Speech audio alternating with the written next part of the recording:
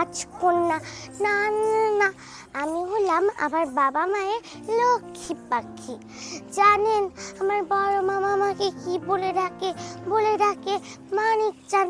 জানেন আমার ছোট মামা আমাকে কি বলে ডাকে পরি। আমার মা বলে আমি আর ভাইয়া যেন সব কাজ শিখতে পারি। জানেন ভাইয়া না অনেক মজার মজার রান্না করে, অনেক মজা হয়।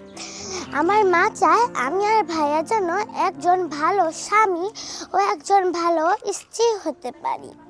আসুন আমরা আমাদের ছেলেমেয়েদেরকে একজন ভালো মানুষ বানানোর পাশাপাশি একজন ভালো স্বামী ও একজন ভালো স্ত্রী বানাই। ধন্যবাদ।